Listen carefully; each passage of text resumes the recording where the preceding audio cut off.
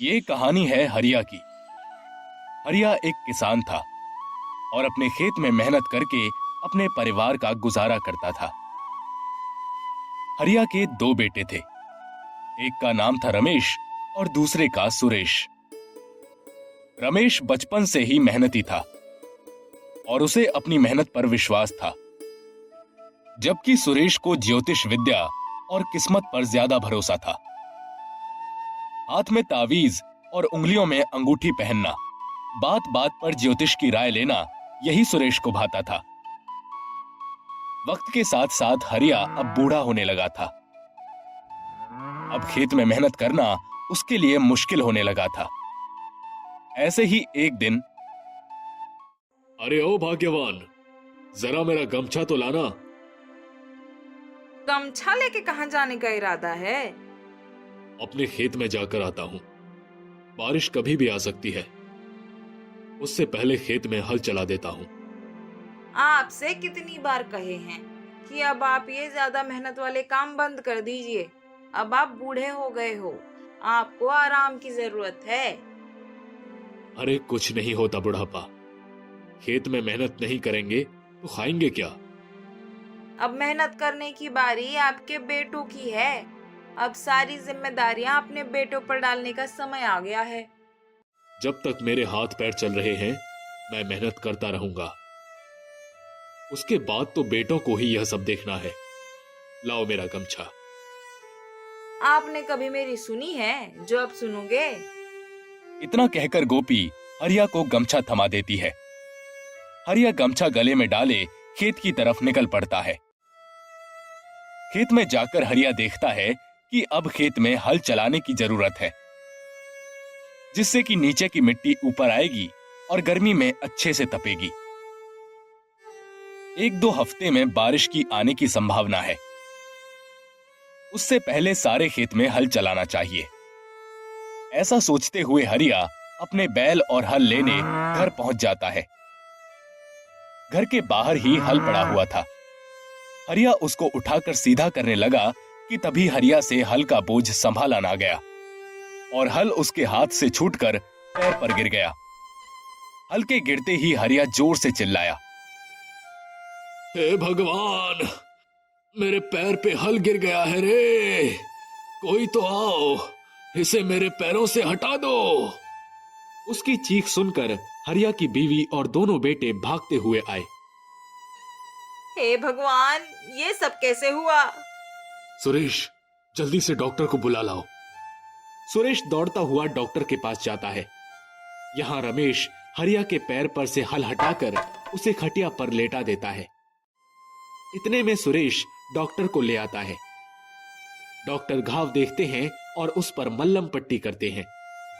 Doctor, चोट ज्यादा गहरी तो नहीं है ना? हल्का वजन ज्यादा होने से इनकी हड्डी को मार लगी है। मैंने पट्टी लगा दी है, मगर 7-8 दिनों तक इन्हें अपने पैर पर वजन नहीं डालना है और ज्यादा मेहनत वाला काम भी नहीं करना है। डॉक्टर जी, हम इस बात का पूरा ध्यान रखेंगे। कुछ दवाइयां देकर डॉक्टर वहां से चले जाते हैं। मैंने कितनी बार आपसे कहा है कि अब आपसे ये मेहनत वाले काम नहीं होते, पर आप मेरी सुनते कहाँ हो? अरे कुछ नहीं हुआ है, 4-5 दिनों में यह ठीक हो जाएगा। रस्सी जल गई मगर बल नहीं गया। आज के बाद आप खेती का एक भी काम नहीं करेंगे। आपके दो बेटे अब से सब खेती का काम देखेंगे। हाँ पिताजी, अब हम सब खेती संभाल लेंगे। हाँ, अब हम इस लायक हो गए हैं कि घर की जिम्मेदारी उठाएं। ठीक है, अब से तुम दोनों ही खेती संभाल लेना।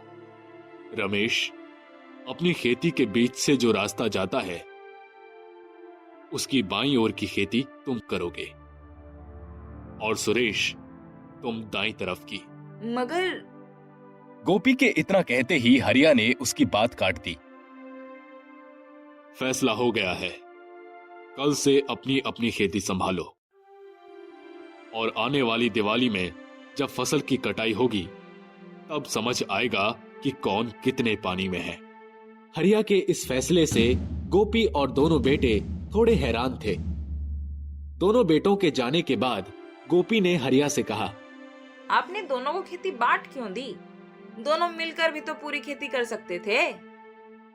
मुझे पता है मेरे दोनों बेटे कैसे हैं, और तुम्हें भी जल्दी पता चल जाएगा कि मैंने ऐसा क्यों किया।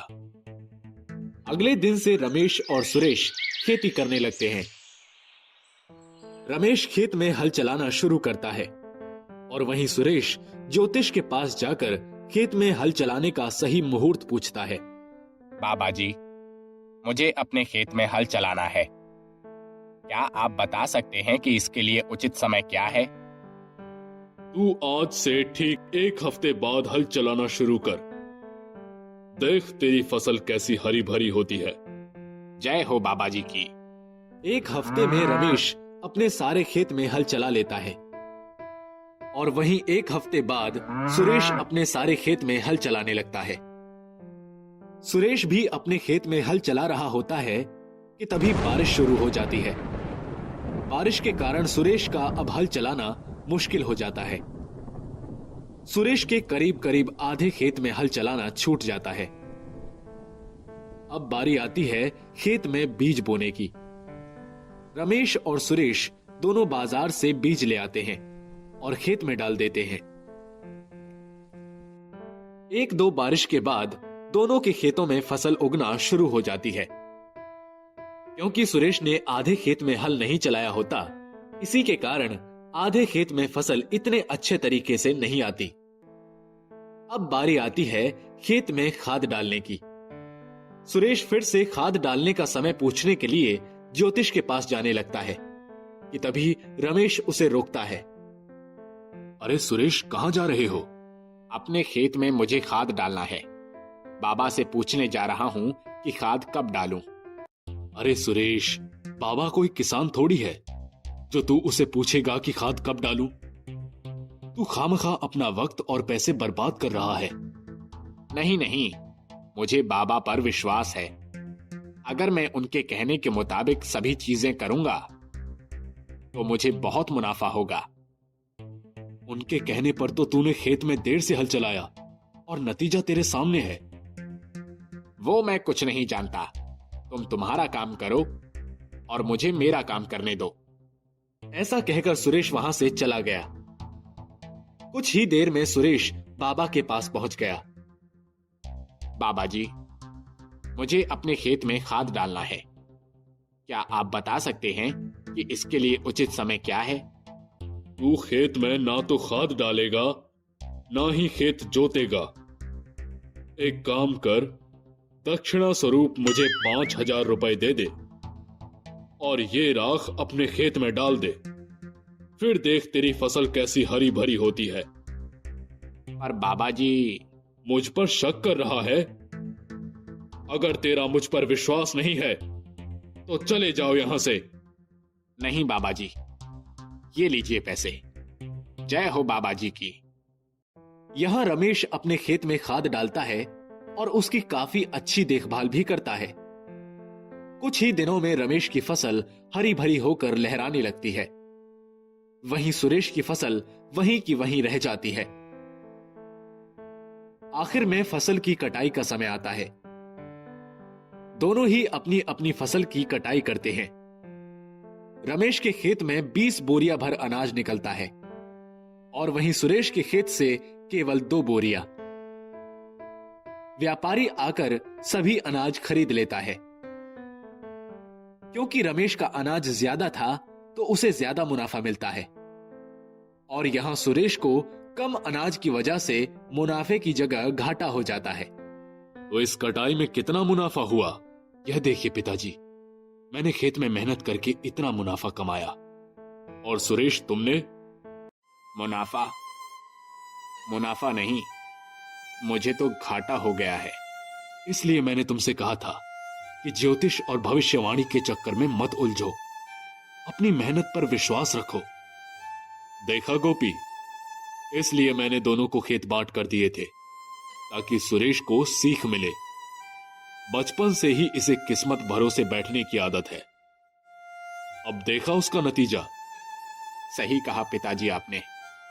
अब से मैं भी अपनी मेहनत पर विश्वास रखूंगा, ना कि इन तावीज और अंगूठियों पे। सुरेश अपने हाथ से तावीज और अंगूठियां उतार देता है। अब मैं जान गया हूं कि मेहनत ही सच्चा धन है। माँ लक्ष्मी भी वहीं ठहरती हैं जिसके हाथ में मेहनत करने की क्षमता होती है। दोनों भाई एक दूसरे के गले लग जाते हैं और पूरा परिवार बड़े ही धूमधाम से दिवाली मनाता है।